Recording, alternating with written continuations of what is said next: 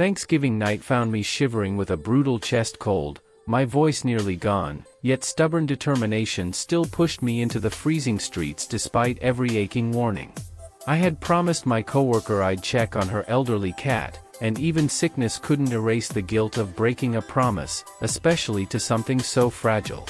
On top of that, I desperately wanted to retrieve my sports gear from my dad's place, convinced that if I didn't go that night, months of plans would vanish.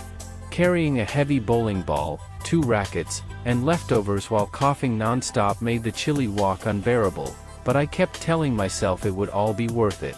The transit system was nearly empty, and for over 30 minutes I watched the bus arrival time glitch between arriving now and delayed, leaving me stranded in a lonely silence. I didn't realize the real danger wasn't the cold or my sickness, but the man who stepped out of a slow-moving car and aimed himself directly toward me. I should have known that smile wasn't friendly. He sat beside me even though the massive station benches stretched empty, and every instinct screamed that someone choosing me wasn't an accident but a deliberate decision. I stared straight ahead, pretending to scroll my phone, but his presence pressed against my nerves like an invisible hand testing how much fear I could hide. When his arms suddenly wrapped around my shoulders, tight and intrusive, shock froze me in place as my mind scrambled to explain something that felt unmistakably wrong. My voice cracked when I whispered that I was fine, though my shaking breath betrayed how desperately I wanted to vanish from his suffocating grip.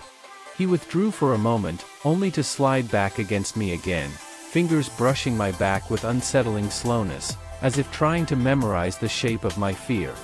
I spotted my bus approaching through bleary eyes, praying that stepping on board would save me from him, unaware the nightmare plan to follow closely behind. Safety was only an illusion, and he knew it. When I slipped from his hold and hurried onto the bus, I stayed standing, hoping distance would protect me, but his shadow rose behind me like a looming threat. He sat where he could watch every move I made, silent and staring, and the weight of his attention felt heavier than the gear bruising my tired arms. I messaged a friend with trembling fingers, terrified he'd hear if I called someone, terrified he might be carrying something far worse than bad intentions. My mind spun through scenarios, running, yelling, freezing, dying, each one flashing like a warning siren blaring behind my eyes as the bus crept toward my stop. I knew I couldn't let him know my real destination, especially with the suspicion that his friends in the car earlier weren't just casually dropping him anywhere.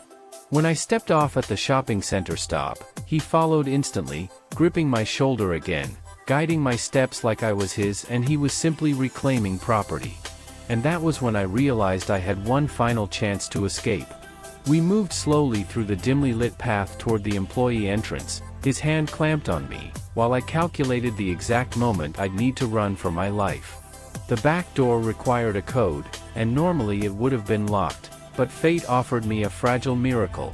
Coworkers stood nearby, holding the door open while talking. His grip loosened just enough as we walked, giving me the single opening I needed, a sliver of freedom I wasn't sure I'd ever get again. I slipped out of his hold and sprinted past him, my lungs burning, barely managing to gasp out a warning to my coworker before the heavy door slammed shut. The handle rattled violently as he yanked it, pounding with frantic force, as if furious I'd broken whatever sick script he had imagined for me. Seeing his silhouette pacing outside the windows as we called security made my stomach twist with the realization that he hadn't followed me by accident, he had hunted me. And he wasn't done yet.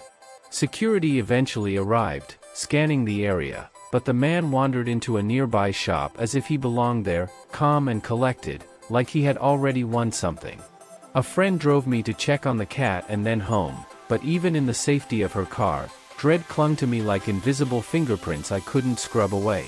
Days later, mall security asked whether I wanted to press charges, yet all I truly wanted was his name, his reason, his motive, but no one followed up again. His face still lurks in the back of my mind, covered by that loose cloth mask, hiding whatever expression revealed exactly what he intended to do to me.